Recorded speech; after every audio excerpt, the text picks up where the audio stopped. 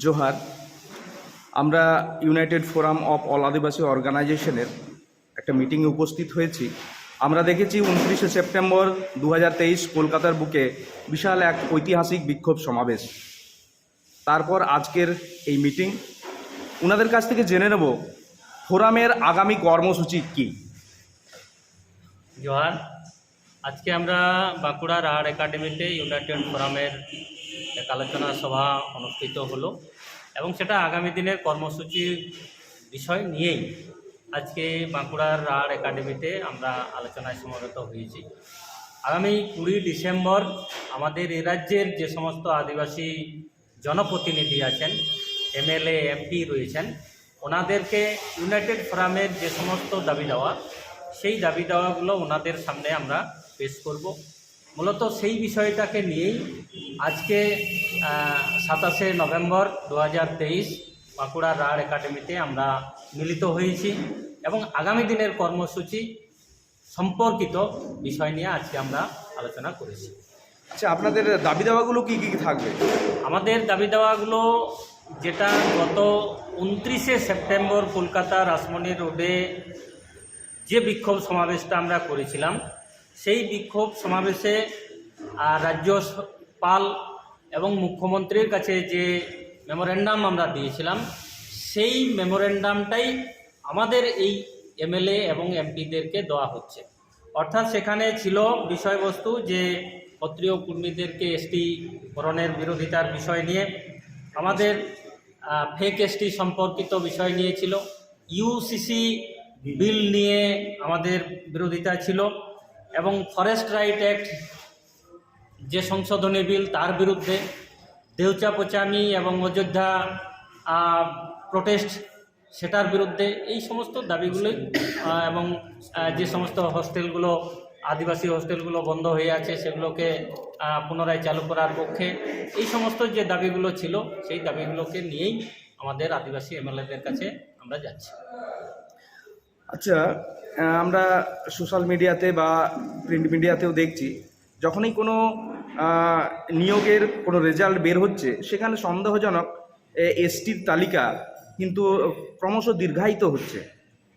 এ ব্যাপারে নিশ্চয়ই আদিবাসী জনপ্রতিনিধিরা ওনারাও জানেন।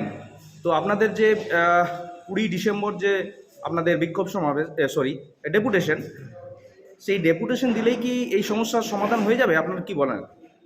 সমস্যা সমাধান হবে কিনা তার ভবিষ্যতেই বলবে।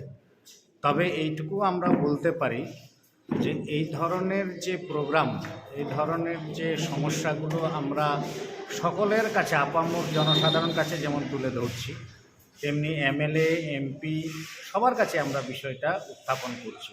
শুধু তাই না, আমাদের আপনারা জানেন ইউনাইটেড ফোরাম অফ অল আদিবাসী অর্গানাইজেশনের সহযোগী একটা সংগঠন আছে, তার নাম হচ্ছে পশ্চিমবঙ্গ আদিবাসী কল্যাণ সমিতি। মূলত তারা এই ফেক সার্টিফিকেট নিয়েই কাজ করে।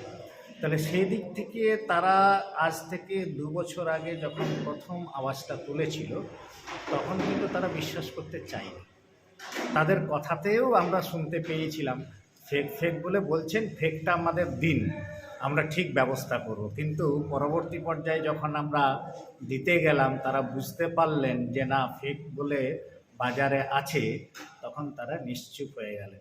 এখন তাদেরকে বলার পর তারা কি করবেন সেটাই তো যদি কালা বোবা হয়ে যায়, তাহলে সেখান থেকে আর বেশি কিছু আশা নিশ্চয়ই আমরা করব না। তবে এইটুকু তো অন্তত বলতে পারবো ভবিষ্যতে যে আপনাদের কাছেও আমরা গেছি, আপনাদের দ্বারাও আমরা উপস্থিত হয়েছি, কিন্তু আপনারা বিষয়টা গুরুত্ব দেননি।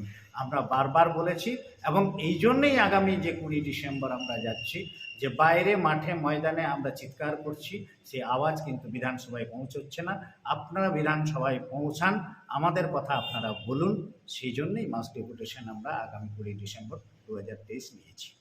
আচ্ছা, বিগত মিটিংগুলোতেও আপনাদের আলোচনায় উঠে এসেছিল যে দুয়ারে সরকারে বেশি বেশি করে ফেক এসটি সার্টিফিকেট ইস্যু হচ্ছে। আপনারা কি এই ব্যাপারে সরকারকে জানিয়েছিলেন? হ্যাঁ, একেবারে আমরা পশ্চিমবঙ্গ আদিবাসী কল্যাণ সমিতি থেকে একটা চিঠি হয়েছিল, সেখানে বলা হয়েছিল যে দুয়ারে সরকারের যে ফেক সার্টিফিকেট যে ইস্যু হচ্ছে, এটা আমরা নিশ্চিত এবং সেই জন্যেই আমরা বলেছিলাম যে দুয়ারে সরকারের এই প্রকল্পটাকে বাদ দিয়ে অন্যান্য প্রকল্পগুলো চালান, কারণ এটা একটা দীর্ঘমেয়াদী বা দীর্ঘসূত্রতা রয়েছে, কারণ ভেরিফিকেশনের একটা বিষয় রয়েছে এখানে। আমি বলে দিলাম আমি এসটি, আর সঙ্গে সঙ্গে তাকে এসটি সার্টিফিকেট দিয়ে দেওয়া হবে, এটা মনে হয় সঠিক পদ্ধতি নয়। তাই আমরা এটা প্রতিবাদ করেছি, আগামী দিনে এটাও করব, এবং ভবিষ্যতে যদি এরকম পজিশন আসে বা সুযোগ আসে, আমরা ওই দুয়ারে সরকার যে প্রকল্পগুলো হচ্ছে সেই জায়গায় আমরা অবস্থান উন্নয়ন করব।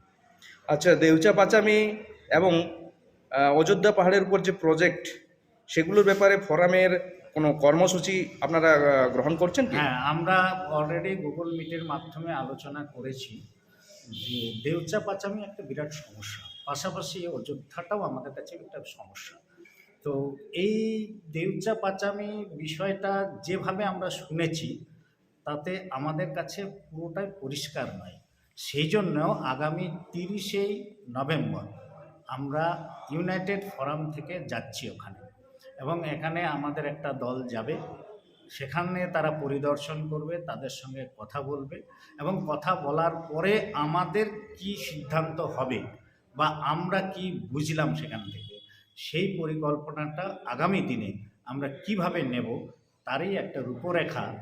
সেই জন্যই ওখানে গিয়ে সেটা আমরা পরিষ্কার হতে চাইছি। পাশাপাশি এটাও আমরা আবার বলেছি, দেউচা পাচামিতে যেমন আমরা যাচ্ছি, ঠিক অযোধ্যাতেও আমরা ইউনাইটেড ফোরাম থেকে যাব, এবং পিন পয়েন্ট একদম অযোধ্যাতে গিয়ে যে আন্দোলনটা আমরা করতে পারবো, সেইভাবেই যদি আমরা সেখান থেকে সাড়া পাই বা সেভাবে যদি আমাদের মনে হয় যে না ওখানে আন্দোলন করা দরকার আছে, তাহলে আমরা আন্দোলন করব। ধন্যবাদ। জোহার। জয়, নমস্কার।